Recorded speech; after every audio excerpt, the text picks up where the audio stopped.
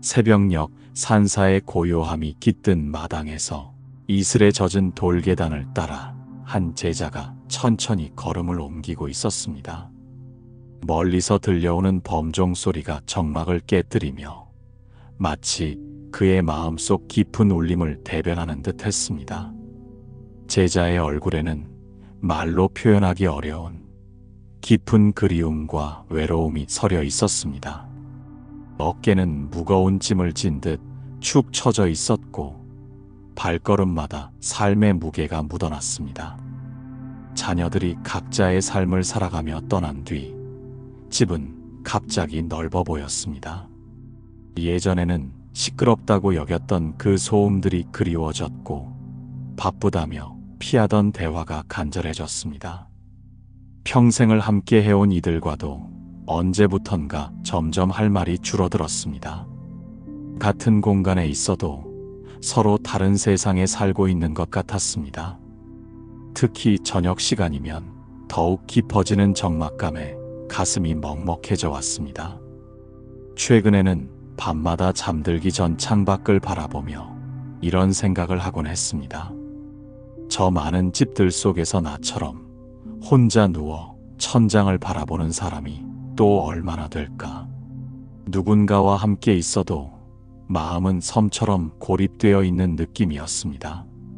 웃고 있어도 속으로는 울고 있고 대화를 나누고 있어도 진정한 소통은 이루어지지 않는 것 같았습니다.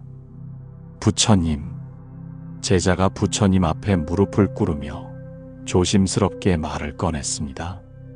목소리는 떨리고 있었고 눈시울이 붉어져 있었습니다. 저는 왜 이렇게 세상에 혼자 남겨진 것 같습니까? 사람들로 둘러싸여 있어도, 가족이 있어도 이 마음 깊은 곳의 외로움은 왜 사라지지 않는 것입니까? 때로는 숨쉬기조차 힘들 정도로 답답합니다. 부처님은 제자의 떨리는 목소리를 조용히 들으며 그의 눈 속에 담긴 수많은 밤의 고독과 눈물을 읽어내고 있었습니다. 부처님의 눈빛은 한없이 자비로우면서도 동시에 꿰뚫어보는 듯한 지혜로 가득했습니다. 그 시선 속에는 모든 중생의 고통을 이해하는 깊은 연민이 흘러넘치고 있었습니다. 일어나거라. 부처님이 온화하지만 단호한 목소리로 말했습니다. 그대의 고통을 나는 안다. 하지만 그대가 찾고 있는 답은 밖에 있지 않다. 그 외로움의 정체를 제대로 들여다보는 것부터 시작해야 한다. 고통의 뿌리를 모른 채로는 진정한 치유가 일어날 수 없다. 부처님의 말 한마디 한마디에는 수천 년을 관통하는 깊은 지혜가 담겨 있었습니다.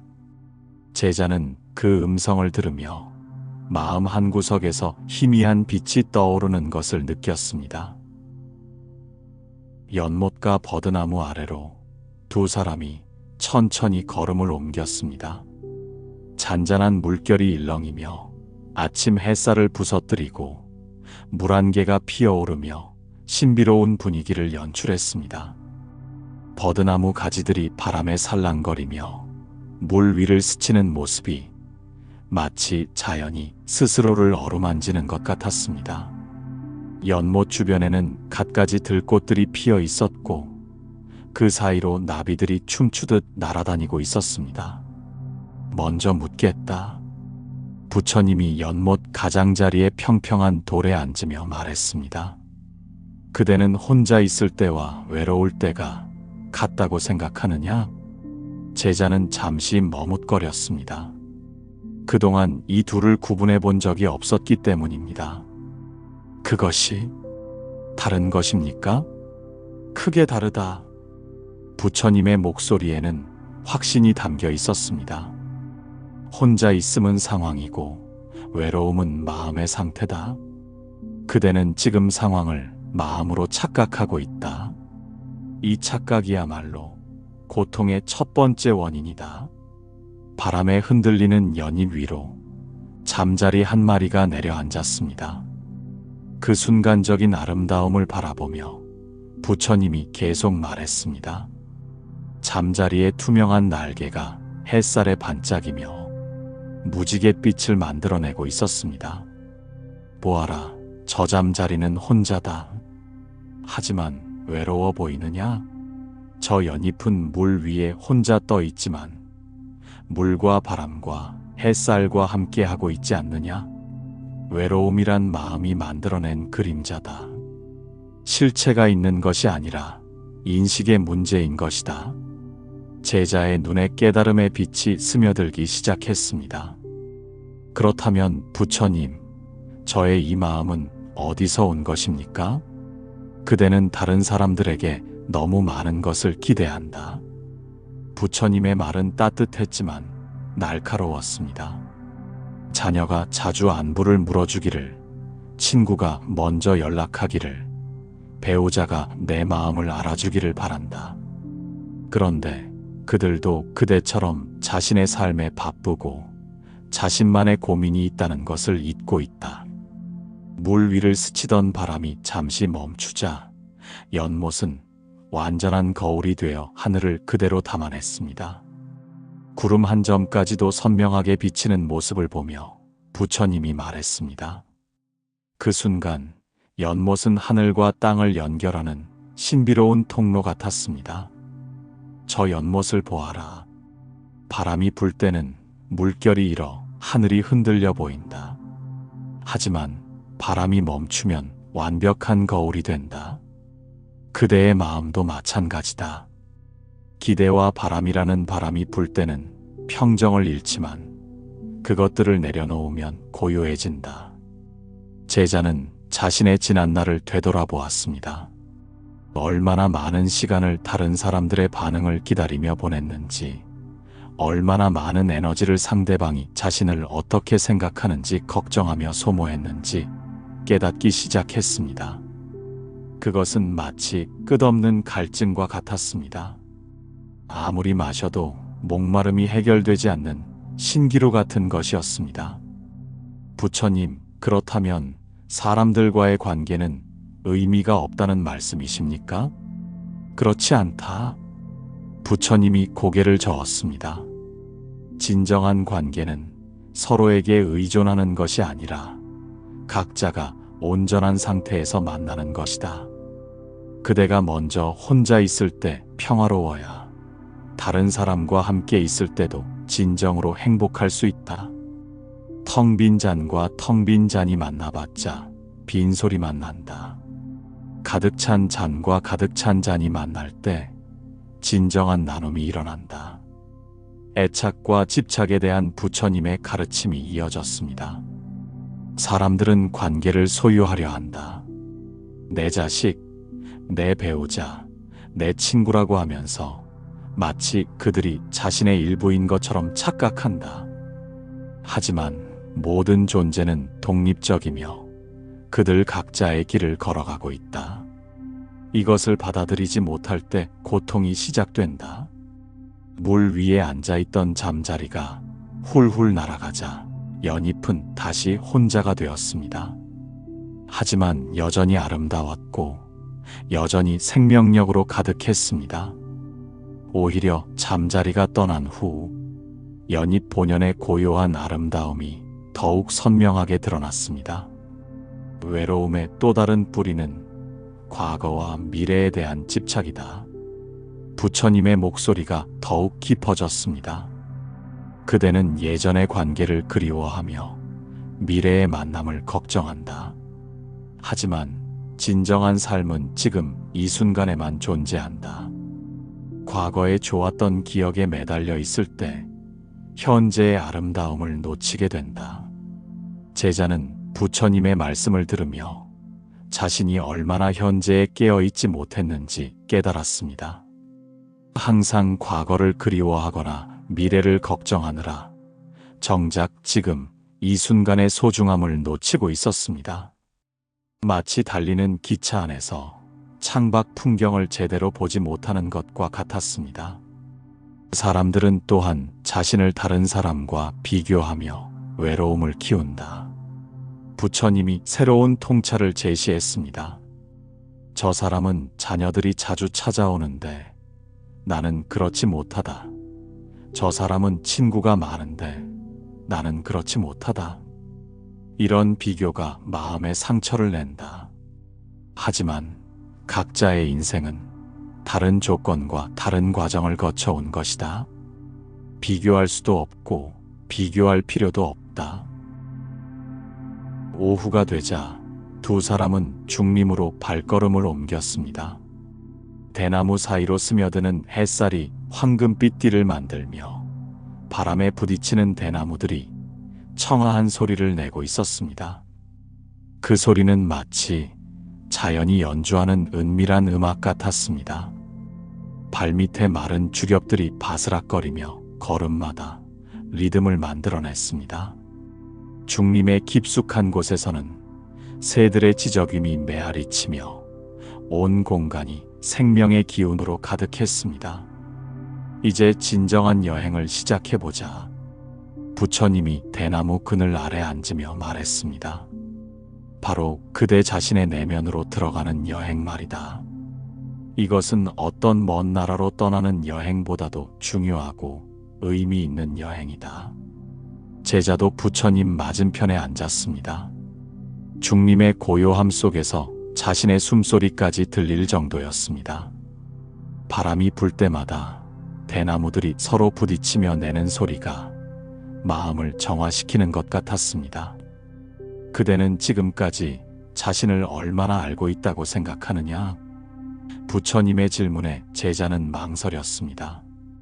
잘 모르겠습니다. 평생을 나와 함께 살았지만 정작 나에 대해서는 잘 모르는 것 같습니다. 때로는 내 마음도 내가 알 수 없어서 답답할 때가 많습니다. 바로 그것이다.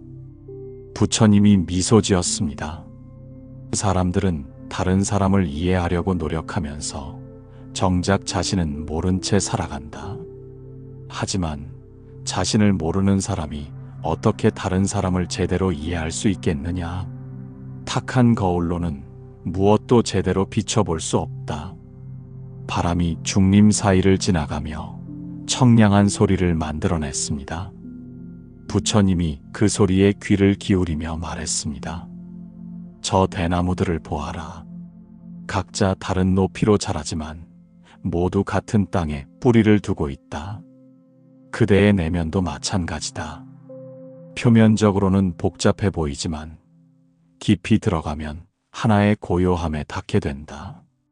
그 고요함이야말로 그대의 본성이다. 부처님, 그 고요함을 어떻게 찾을 수 있습니까? 먼저 혼자 있는 시간을 두려워하지 말아야 한다. 부처님의 말은 확신에 차 있었습니다. 대부분의 사람들은 혼자 있을 때 불안해한다. 그래서 끊임없이 무언가로 자신을 바쁘게 만든다. 텔레비전을 보거나 전화를 하거나 쓸데없는 일들로 시간을 채운다. 하지만 그것은 자신으로부터 도망치는 것이다. 제자는 자신이 얼마나 자주 그렇게 했는지 떠올렸습니다. 집에 혼자 있을 때면 항상 무언가를 켜두었고 조용해지면 불안해서 견딜 수 없었습니다. 침묵이 주는 무게를 감당하기 어려워했던 것입니다. 너 자신을 등불로 삼아라. 부처님의 목소리가 더욱 깊어졌습니다. 이것은 내가 가장 소중히 여기는 가르침 중 하나다. 다른 사람에게서 빛을 구하지 말고 그대 안에 있는 지혜의 빛을 찾아라. 모든 사람은 내면의 부처의 성품을 가지고 있다. 그것을 발견하는 것이 진정한 깨달음이다. 햇살이 중립 사이로 스며들며 무수한 빛의 점들을 만들어냈습니다. 마치 각각의 잎이 작은 등불이 된 것 같았습니다. 그 아름다운 광경을 바라보며 제자는 자연의 조화로움에 감탄했습니다. 내관과 성찰이 바로 그 등불을 밝히는 방법이다. 부처님이 계속 말했습니다. 매일 조용한 시간을 내어 자신의 마음을 들여다보아라. 어떤 생각이 떠오르는지, 어떤 감정이 일어나는지 그저 지켜보기만 하면 된다. 판단하지도 말고 바꾸려고 하지도 말아라. 단지 있는 그대로 관찰하는 것이다. 제자가 눈을 감고 잠시 자신의 내면을 들여다보려 했습니다. 처음에는 온갖 잡념들이 머릿속을 휘젓고 다녔습니다. 해야 할 일들, 걱정거리들, 과거의 후회들이 끊임없이 떠올랐습니다. 마치 진흙탕에서 수영하는 것 같은 느낌이었습니다. 그것들을 쫓아내려 하지 마라. 부처님이 제자의 마음을 읽기라도 한 듯 말했습니다. 구름이 하늘을 지나가듯 생각들도 마음을 지나간다. 그것들과 싸우지 말고 그저 지켜보기만 하면 된다. 시간이 지나면 자연스럽게 고요해진다. 처음에는 어려울 수 있지만 연습하면 점점 쉬워진다. 현재 순간에 깨어있는 삶에 대한 가르침이 이어졌습니다. 그대는 지금 이 순간 무엇을 느끼고 있느냐? 부처님이 물었습니다. 제자는 잠시 멈춰서 자신의 감각에 집중했습니다. 바람의 시원함을 느낍니다. 대나무 잎들이 부딪히는 소리가 들립니다. 땅의 습기와 풀 냄새가 납니다. 그리고 마음이 조금 평온해지는 것 같습니다. 바로 그것이다. 부처님이 고개를 끄덕였습니다. 지금 이 순간의 생생한 말이다. 이런 순간들이 쌓여서 진정한 삶이 된다. 하지만 사람들은 이런 순간들을 놓치며 살아간다. 항상 어디론가 가려고 서둘러 하면서 말이다. 마치 목적지만 생각하느라 여행 자체의 즐거움을 놓치는 것과 같다. 실생활에서의 적용에 대한 구체적인 가르침이 시작되었습니다. 조용한 차 한 잔을 마실 때도 명상이 될 수 있다. 부처님의 설명이 이어졌습니다. 찻잔을 들어 올리는 손의 감각, 입술에 닿는 온도, 혀끝에 퍼지는 맛, 목구멍으로 넘어가는 느낌.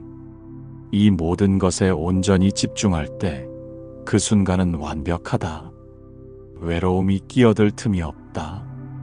제자는 평소 자신이 얼마나 기계적으로 차를 마셨는지 깨달았습니다. 항상 다른 생각에 빠져서 정작 차의 참맛을 느껴본 적이 없었습니다. 음식을 먹을 때도, 걸을 때도, 심지어 사람과 대화할 때도 마음은 늘 다른 곳에 가 있었습니다. 산책도 마찬가지다. 부처님이 계속 말했습니다. 발이 땅을 디딜 때의 느낌, 온몸으로 느끼는 바람, 코로 들어오는 공기의 상쾌함, 귀에 들려오는 새소리. 이 모든 것이 그대와 자연의 교감이다. 이때 그대는 혼자가 아니라 온 우주와 함께 있는 것이다. 일상 속 작은 감사의 발견에 대한 가르침도 이어졌습니다. 매일 밤 잠자리에 들기 전 그날 하루 감사했던 3가지를 떠올려 보아라. 부처님의 제안이었습니다. 아침에 눈을 뜰 수 있었던 것, 맛있는 음식을 먹을 수 있었던 것, 누군가의 미소를 볼 수 있었던 것, 아주 작은 것들이라도 좋다. 심지어 길에서 마주친 강아지의 꼬리 흔들림이라도 좋다. 이런 작은 실천들이 마음을 바꾼다. 부처님의 목소리에는 확신이 담겨 있었습니다. 외로움은 결핍에서 오지만 감사는 풍요로움에서 온다. 매일 감사할 것들을 찾다 보면 그대의 마음은 점점 더 풍요로워진다. 그리고 풍요로운 마음에는 외로움이 자리 잡을 곳이 없다. 중림 사이로 지는 해의 붉은 빛이 스며들기 시작했습니다. 하루가 저물어가고 있었지만 제자의 마음에는 새로운 희망의 빛이 떠오르고 있었습니다. 대나무들이 석양빛에 물들어 마치 황금 기둥들처럼 보였습니다. 석양이 물드는 산 정상으로 2사람이 올라갔습니다. 구름 사이로 스며드는 황금빛 노을이 온 세상을 따뜻하게 감싸고 있었습니다. 저 멀리 산 아래로는 작은 마을의 불빛들이 하나둘씩 켜지기 시작했습니다. 각각의 불빛 뒤에는 저마다의 삶의 이야기가 있었습니다. 어떤 집에서는 아이들의 웃음소리가, 어떤 집에서는 부부의 대화 소리가, 또 어떤 집에서는 홀로 사는 이의 조용한 숨소리가 있을 것입니다. 저 불빛들을 보아라. 부처님이 마을을 내려다보며 말했습니다. 각각의 집에는 사람들이 살고 있다. 어떤 집에서는 가족이 함께 저녁을 먹고 있을 것이고, 어떤 집에서는 혼자 책을 읽고 있을 것이다. 어떤 집에서는 웃음소리가, 어떤 집에서는 울음소리가 들릴 수도 있다. 하지만 모두 같은 하늘 아래서 숨을 쉬고 있다. 제자는 그 광경을 바라보며 묘한 감동을 느꼈습니다. 각자 다른 삶을 살고 있지만 모두 같은 하늘 아래 숨 쉬고 있다는 생각이 들었습니다. 갑자기 자신이 혼자가 아니라는 느낌이 들기 시작했습니다. 이것이 바로 연결의 참뜻이다. 부처님이 설명했습니다. 연결이란 물리적으로 함께 있는 것이 아니라 서로의 존재를 인정하고 이해하는 것이다. 저 사람들과 그대는 직접 만난 적이 없지만 모두 같은 인간으로서의 기쁨과 슬픔을 나누고 있다. 사랑하고 싶어하고, 사랑받고 싶어하고, 행복을 추구하고, 고통을 피하려 한다. 진정한 관계의 의미에 대한 깊은 가르침이 시작되었습니다. 사람들은 관계에서 자신이 원하는 것을 얻으려고 한다. 부처님의 말은 날카로웠습니다. 사랑, 인정, 위로, 즐거움, 이런 것들을 받기 위해 관계를 맺는다. 하지만 진정한 관계는 주는 것에서 시작된다. 받으려고 하는 마음에서는 진정한 만남이 일어날 수 없다. 부처님, 그러면 어떻게 줄 수 있습니까? 먼저 상대방을 있는 그대로 받아들여야 한다. 부처님의 대답이었습니다. 그대가 원하는 모습으로 바꾸려 하지 말고 그들의 본래 모습을 인정하라. 자녀가 그대의 기대와 다른 길을 간다고 해서 실망하지 마라. 배우자가 그대의 마음을 즉시 알아주지 못한다고 해서 서운해하지 마라. 각자는 각자의 속도로, 각자의 방식으로 살아간다. 석양이 점점 붉어지며 하늘 전체를 물들이고 있었습니다. 그 아름다운 색깔 변화를 보며 부처님이 말했습니다. 하늘은 마치 거대한 캔버스가 되어 자연이 그리는 그림을 보여주고 있었습니다. 저 석양을 보아라. 매일 지지만 매일 다르다. 오늘의 석양은 어제의 석양과 같지 않고 내일의 석양과도 다를 것이다. 사람도 마찬가지다. 매일 조금씩 변화하고 성장한다. 어제의 그 사람에게 머물러 있지 말고 오늘의 그 사람을 새롭게 만나라. 우리는 모두 변화하는 존재다. 조건 없는 사랑과 자비의 실천에 대한 가르침이 이어졌습니다. 사랑에는 조건이 있어서는 안 된다. 부처님의 목소리가 더욱 따뜻해졌습니다. 내가 이렇게 해주었으니 너도 저렇게 해달라는 것은 거래다. 진정한 사랑은 아무것도 바라지 않는다. 마치 태양이 조건 없이 모든 것을 비추는 것처럼 말이다. 하지만 부처님, 그런 사랑이 가능합니까? 사람은 모두 자신의 필요가 있지 않습니까? 물론 필요는 있다. 부처님이 고개를 끄덕였습니다. 하지만 그 필요를 다른 사람이 채워주어야 한다고 생각하는 것이 착각이다. 그대가 먼저 자신을 사랑하고 돌볼 때 다른 사람에게도 진정한 사랑을 줄 수 있다. 빈 우물에서는 물을 길어낼 수 없듯이 비어있는 마음에서는 진정한 사랑이 나올 수 없다.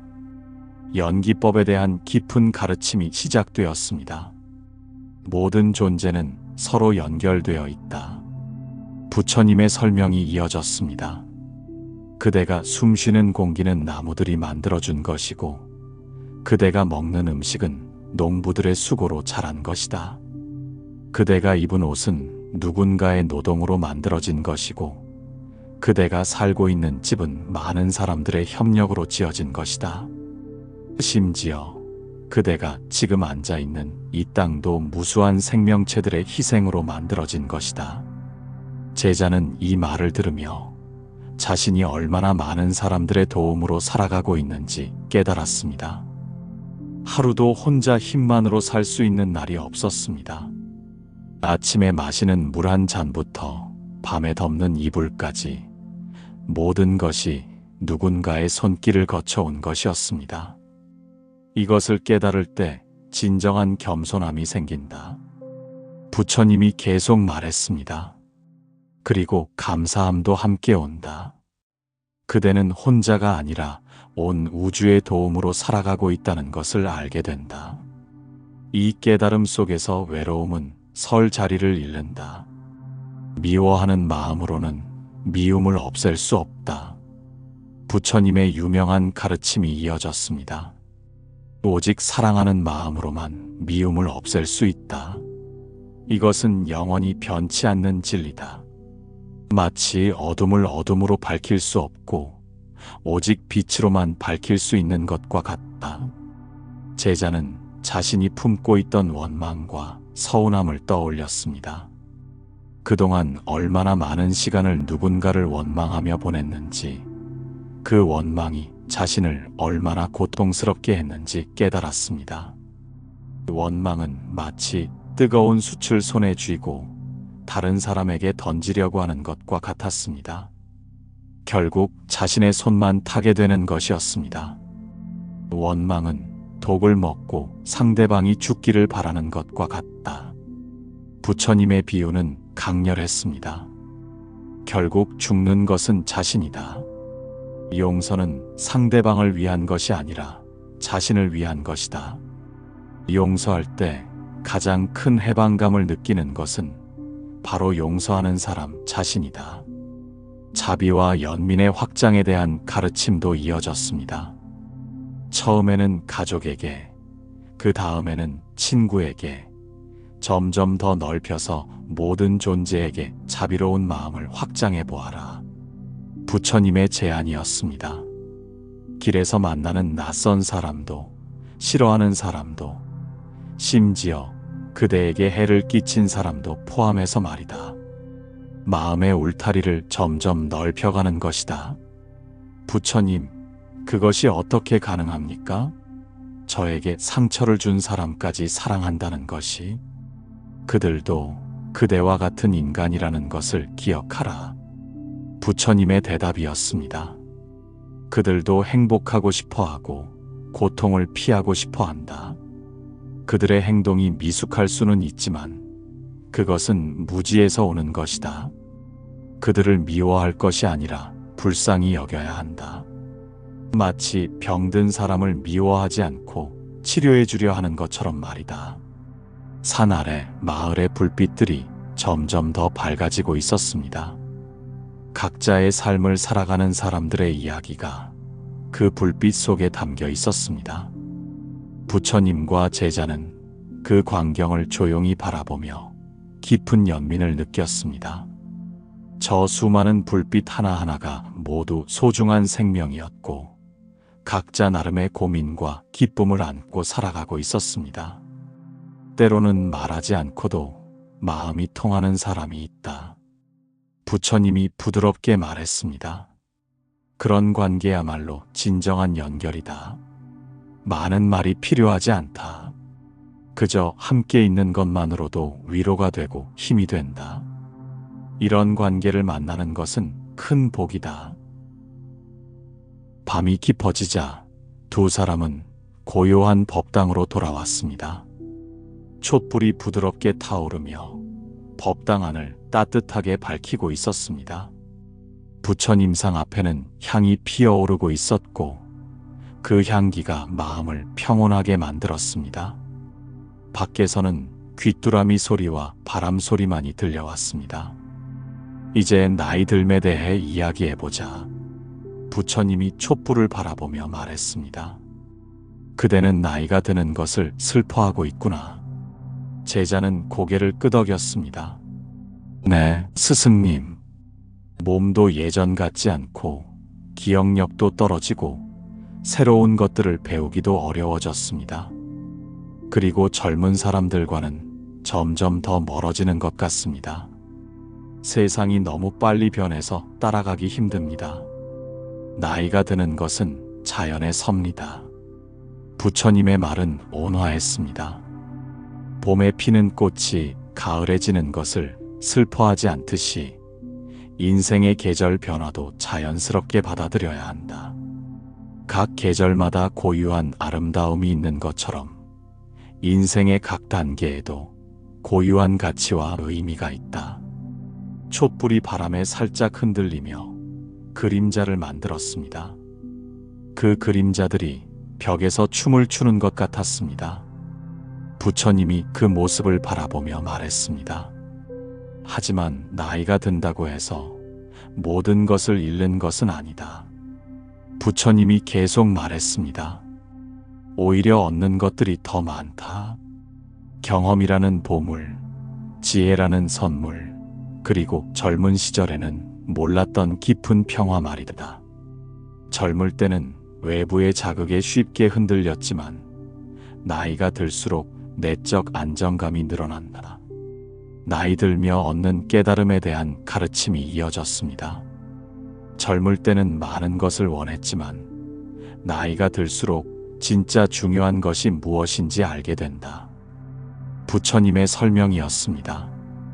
명예나 재산보다는 평안한 마음이, 많은 사람과의 얕은 관계보다는 몇 사람과의 깊은 관계가 더 소중하다는 것을 깨닫는다. 화려한 성공보다는 조용한 만족감이 더 지속적인 행복을 준다는 것도 알게 된다. 제자는 이 말에 깊이 공감했습니다. 젊은 시절에는 성공과 인정을 위해 얼마나 많은 것을 희생했는지, 정작 중요한 가족과의 시간은 소홀히 했는지 떠올렸습니다. 그때는 중요하다고 생각했던 것들이 지금 돌이켜보면 그리 중요하지 않았습니다.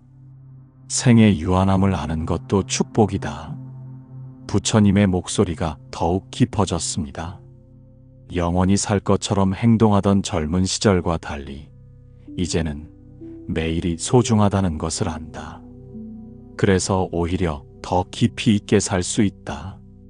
시간의 소중함을 알기에 더 의미 있게 시간을 보내게 된다. 시간의 소중함에 대한 깨달음이 이어졌습니다. 시간은 모든 사람에게 공평하게 주어진다. 부처님이 말했습니다. 하지만 나이가 들수록 그 시간의 무게를 알게 된다. 한 시간, 하루, 한 달의 의미가 젊을 때와는 다르다. 그래서 시간을 더 지혜롭게 사용하게 된다. 불필요한 것들에 시간을 낭비하지 않게 된다. 젊은 세대와의 소통과 이해에 대한 가르침도 중요했습니다. 젊은 사람들이 그대를 이해하지 못한다고 서운해하지 마라. 부처님의 조언이었습니다. 그들은 아직 그대가 겪은 경험을 하지 못했다. 그들에게는 그들만의 시간이 필요하다. 마치 꽃봉오리가 때가 되면 자연스럽게 피는 것처럼 깨달음도 때가 되면 온다. 부처님, 그렇다면 우리는 어떻게 그들과 소통할 수 있습니까? 먼저 그들의 세계를 이해하려 노력하라. 부처님의 대답이었습니다. 그대의 기준으로 그들을 판단하지 말고 그들의 입장에서 생각해보라. 그리고 무엇보다 그들을 가르치려 하지 말고 함께 배우려는 마음을 가져라.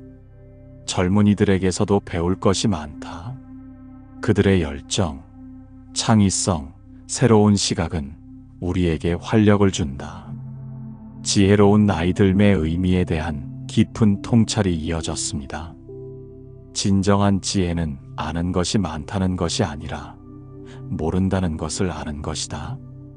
부처님의 말씀이었습니다. 나이가 들수록 겸손해져야 한다. 경험이 많다고 해서 모든 것을 안다고 착각하지 마라. 오히려 경험이 쌓일수록 세상의 복잡함과 신비로움을 더 깊이 깨닫게 된다. 모든 것은 변한다. 변하지 않는 것은 변한다는 것뿐이다. 부처님의 유명한 가르침이 나왔습니다. 이것이 무상의 진리다. 젊음도 변하고, 건강도 변하고, 관계도 변한다. 이것을 받아들일 때 평화가 온다. 변화를 거부하려 할 때 고통이 생긴다. 제자는 자신이 얼마나 변화를 거부하려 했는지 깨달았습니다. 예전 모습 그대로 있으려 하고 예전 관계 그대로 유지하려 했던 것이 오히려 고통의 원인이었습니다. 강물은 흘러야 맑아지는데 자신은 고인물이 되려 했던 것입니다. 변화를 받아들이는 것이 지혜의 시작이다. 부처님이 계속 말했습니다. 나이가 들면서 몸은 약해질지 모르지만 마음은 더욱 강해질 수 있다. 외적인 것들에 덜 의존하고 내적인 평화에 더 의지하게 된다. 이것이야말로 진정한 성숙이다. 촛불이 잠시 크게 타오르다가 다시 조용해졌습니다. 그 모습을 보며 부처님이 말했습니다. 인생도 저 촛불과 같다. 처음에는 작게 시작해서 점점 밝아지고 마지막에는 조용히 꺼진다. 하지만 그 빛이 비춘 어둠은 영원히 기억된다. 그대가 다른 사람들에게 준 사랑과 지혜도 마찬가지다. 그것은 그대가 사라진 후에도 계속 빛을 발한다. 죽음에 대한 두려움을 다루는 가르침도 이어졌습니다. 나이가 들수록 죽음이 가까워진다는 것을 느낀다. 부처님의 목소리는 평온했습니다.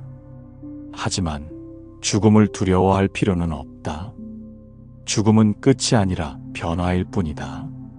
마치 옷을 갈아입는 것과 같다. 부처님, 죽음 후에는 무엇이 있습니까? 그것보다 더 중요한 것은 지금 이 순간을 어떻게 사는가다.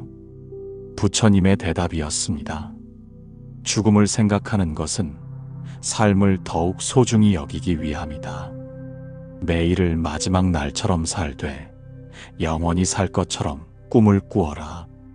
이것이 지혜로운 삶의 자세다. 후회와 용서에 대한 깊은 가르침이 이어졌습니다. 나이가 들면 과거의 실수들이 더 선명하게 보인다.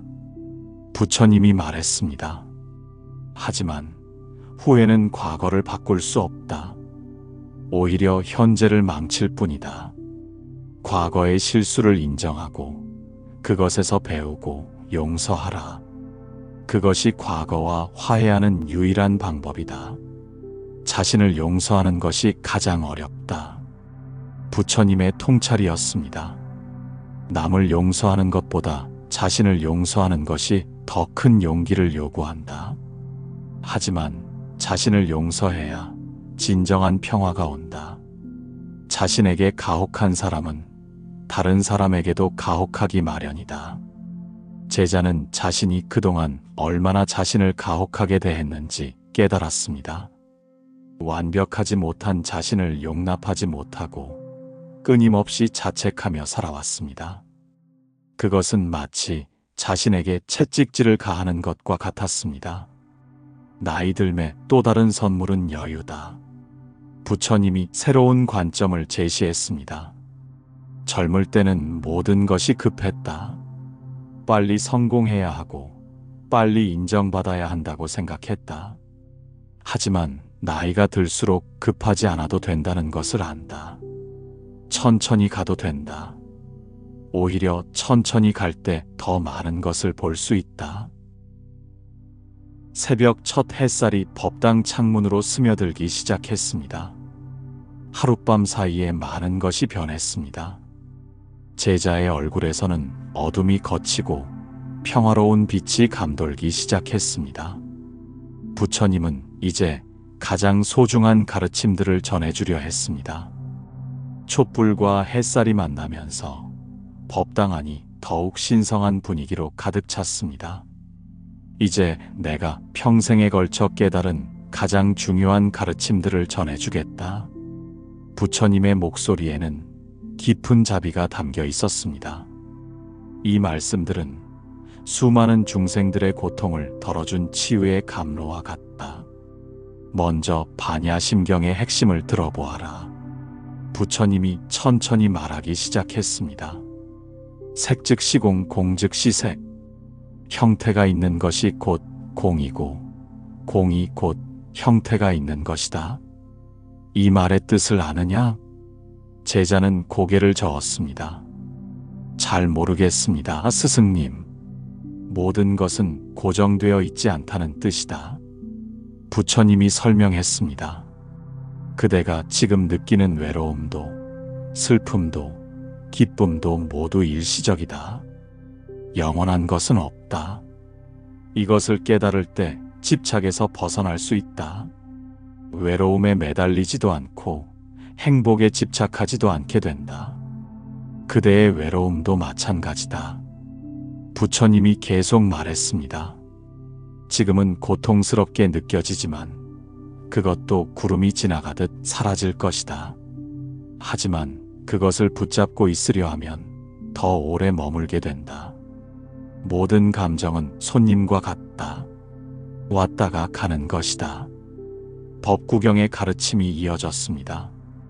원한은 원한으로 씻어지지 않고 사랑으로서만 씻어진다.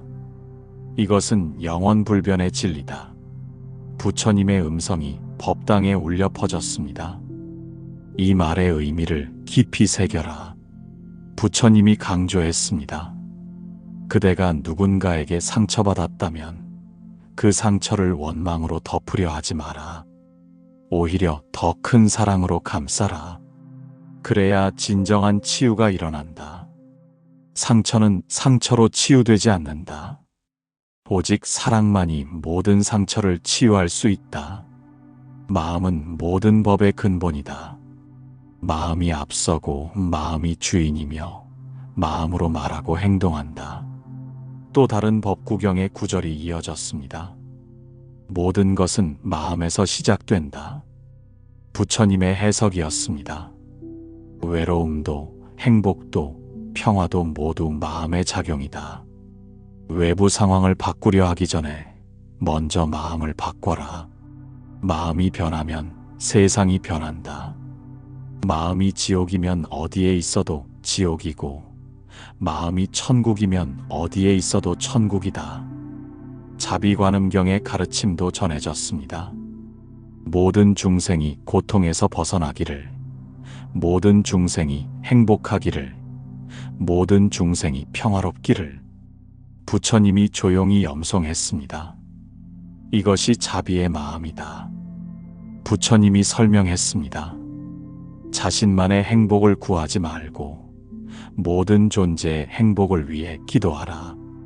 그럴 때 그대의 마음은 한없이 넓어지고 외로움은 자연스럽게 사라진다. 개인적인 고통은 우주적인 사랑 앞에서 녹아내린다. 수타니파타의 구절도 인용되었습니다. 혼자 있기를 좋아하는 자는 참으로 현명하다. 혼자 있을 때 자신의 본성을 발견할 수 있고 진정한 평화를 찾을 수 있다. 이 말씀을 명심하라. 부처님이 당부했습니다. 혼자 있는 것을 두려워하지 마라. 오히려 그것을 축복으로 여겨라. 혼자 있을 때야말로 자신과 진정으로 만날 수 있고 내면의 지혜를 발견할 수 있다. 현대적 해석과 적용법에 대한 가르침이 이어졌습니다. 이제 세상은 많이 변했다. 부처님이 말했습니다. 기계들이 사람들을 연결해주지만 오히려 마음은 더 멀어지고 있다. 얼굴을 마주보고 대화하는 대신 작은 기계를 통해 글자로만 소통한다. 많은 사람과 연결되어 있다고 하지만 정작 깊은 소통은 줄어들고 있다. 하지만 진리는 변하지 않는다. 부처님의 목소리가 확고했습니다. 진정한 소통은 기계가 아니라 마음으로 하는 것이다. 한 사람과 깊이 마음을 나누는 것이 수백 명과 얕게 연결되는 것보다 낫다. 양보다는 질이 중요하다. 일상 실천을 위한 구체적인 방법들이 제시되었습니다. 매일 아침 일어나면서 이렇게 다짐하라. 부처님의 조언이었습니다. 오늘 하루도 모든 존재와 함께 살아가겠습니다. 혼자가 아니라 우주와 함께 있음을 기억하겠습니다. 내 마음의 평화가 다른 이들에게도 전해지기를 바랍니다. 그리고 밤에 잠자리에 들기 전에는 이렇게 감사하라. 부처님이 계속 말했습니다. 오늘 하루 무사히 살 수 있어서 감사합니다. 숨 쉴 수 있어서, 보고 들을 수 있어서, 누군가를 만날 수 있어서 감사합니다. 내일도 깨어있는 마음으로 살아가겠습니다. 호흡 명상에 대한 간단한 지침도 주어졌습니다. 숨을 들이쉴 때는 평화가 들어온다고 생각하고, 숨을 내쉴 때는 외로움이 나간다고 생각하라. 부처님의 실용적 조언이었습니다. 이렇게 하루에 몇 번만 해도 마음이 달라진다. 호흡은 몸과 마음을 연결하는 다리와 같다. 보행 명상에 대한 가르침도 이어졌습니다. 걸을 때도 명상할 수 있다.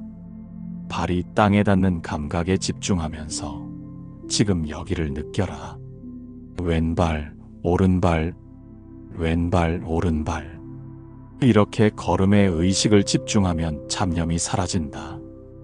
음식을 먹을 때의 마음가짐에 대해서도 말씀하셨습니다. 밥을 먹을 때도 감사의 마음으로 먹어라.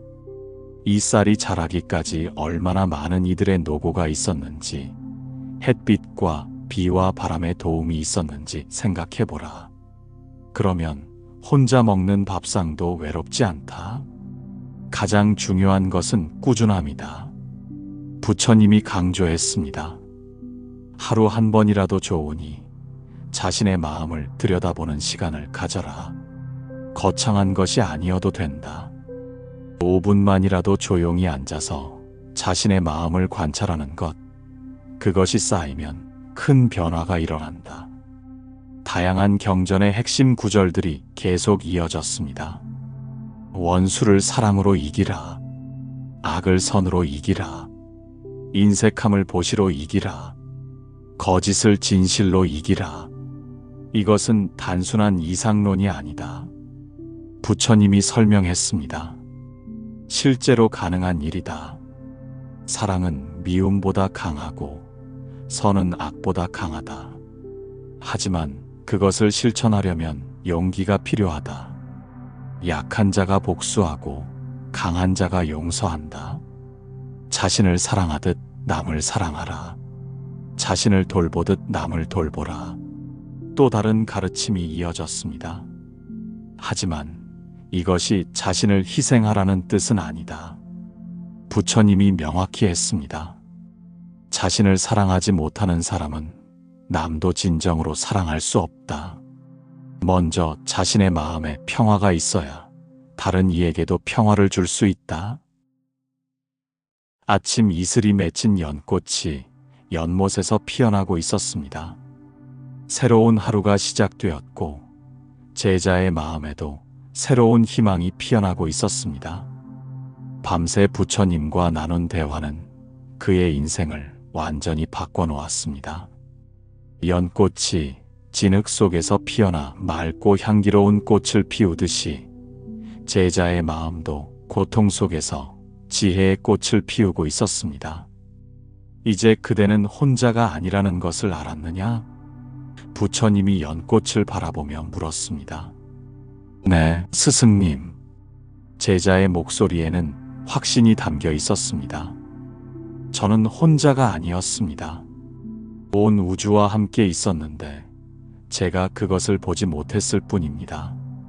마치 구름에 가려진 태양을 보지 못하는 것과 같았습니다. 바로 그것이다. 부처님이 미소 지었습니다. 혼자 있음의 축복을 이제 알았구나. 혼자 있을 때야말로 자신과 우주와 진정으로 만날 수 있다. 그것은 두려움의 대상이 아니라 성장의 기회다. 혼자 있음의 축복에 대한 마지막 가르침이 이어졌습니다. 혼자 있는 시간은 선물이다. 부처님이 말했습니다. 그 시간에 그대는 자신의 참모습을 발견할 수 있고 내면의 평화를 찾을 수 있다. 그리고 진정한 지혜를 얻을 수 있다. 소음 속에서는 들을 수 없는 내면의 소리를 들을 수 있다. 다른 사람들과 함께 있을 때는 자신을 잃기 쉽다. 부처님의 통찰이었습니다. 상대방에게 맞추려 하고 인정받으려 하다 보면 본래의 자신을 잊게 된다. 하지만 혼자 있을 때는 가면을 벗고 진짜 자신과 만날 수 있다. 이것이야말로 가장 소중한 만남이다. 타인과의 진정한 연결에 대한 최종 메시지가 전해졌습니다. 이제 그대가 다른 사람들과 만날 때는 달라질 것이다. 부처님이 예언했습니다. 외롭다고 매달리지 않고 온전한 자신으로 만날 것이다. 그럴 때 진정한 관계가 시작된다. 필요에 의한 관계가 아니라 나눔에 의한 관계가 만들어진다. 그리고 상대방도 그대의 변화를 느낄 것이다. 부처님이 계속 말했습니다. 평온한 사람 옆에 있으면 덩달아 평온해지는 법이다. 그대의 내면, 평화가 다른 사람들에게도 전해질 것이다. 이것이 진정한 보시다. 매 순간 깨어있는 삶의 실천에 대한 구체적 지침이 주어졌습니다. 매 순간을 의식적으로 살아라. 부처님의 조언이었습니다. 밥을 먹을 때는 밥맛을 느끼고, 걸을 때는 발의 감각을 느끼고, 사람을 만날 때는 그 사람에게 온전히 집중하라. 이것이 깨어있는 삶이다. 과거의 후회나 미래의 걱정에 빠지지 마라. 부처님이 강조했습니다. 지금 이 순간이 인생의 전부다. 이 순간을 완전하게 살 때 과거의 상처도 치유되고 미래의 불안도 사라진다. 현재가 충만할 때 과거와 미래는 저절로 해결된다. 일상 실천 방법들이 구체적으로 제시되었습니다. 매일 아침 10분만 조용히 앉아서 자신의 호흡을 관찰하라. 부처님의 첫 번째 제안이었습니다. 생각이 떠올라도 쫓아가지 말고 다시 호흡으로 돌아와라. 이것이 마음을 정화하는 가장 간단하면서도 효과적인 방법이다. 하루에 한 번은 자연과 시간을 보내라. 두 번째 제안이었습니다. 나무든 꽃이든 하늘이든 자연의 무언가를 10분간 그냥 바라보아라. 자연은 위대한 스승이다. 무언으로 깊은 진리를 가르쳐준다. 누군가를 만날 때는 진심으로 인사하라. 세 번째 제안이었습니다. 형식적인 인사가 아니라 정말로 그 사람의 안녕을 빌어주는 마음으로 인사하라. 그러면 짧은 만남도 의미 있는 만남이 된다. 매일 감사할 일 3가지를 적어보라. 네 번째 제안이었습니다. 아주 작은 것이라도 좋다. 새소리, 따뜻한 햇살, 시원한 바람, 맛있는 물. 감사하는 마음이 커질수록 외로움은 작아진다. 잠자리에 들기 전에는 하루를 성찰하라. 다섯 번째 제안이었습니다. 잘한 일과 부족했던 일을 돌아보되 자책하지는 마라. 그냥 배움의 기회로 여겨라. 성찰은 성장의 씨앗이다. 변화의 시작에 대한 격려의 메시지가 이어졌습니다.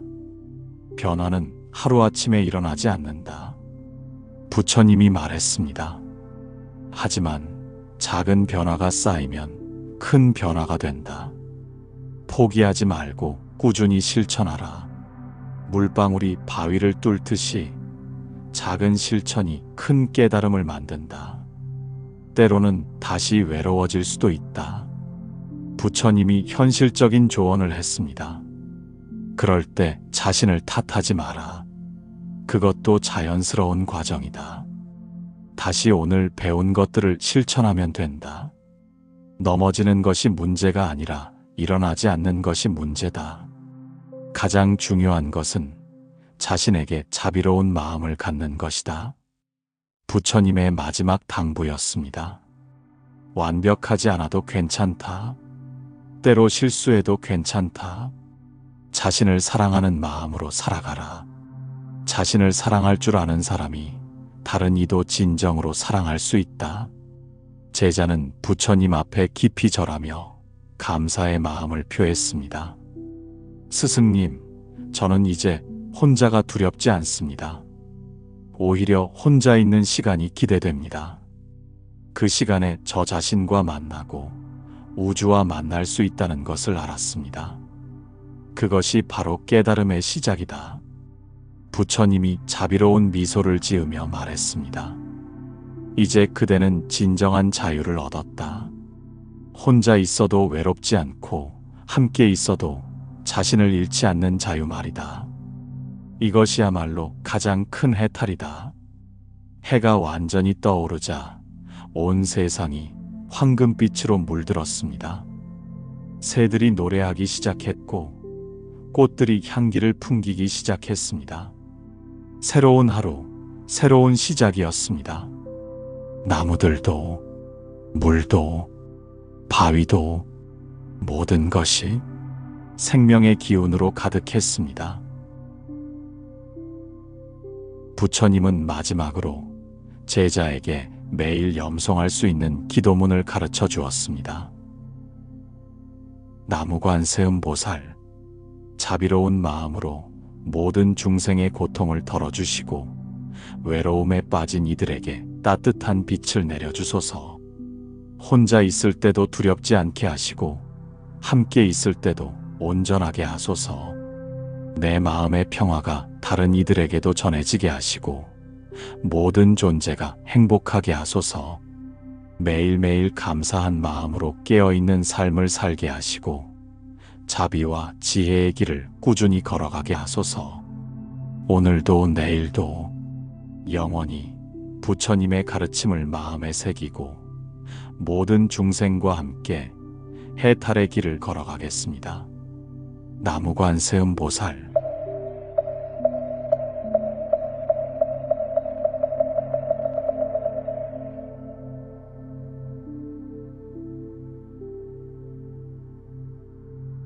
이 기도문의 핵심은 자비다.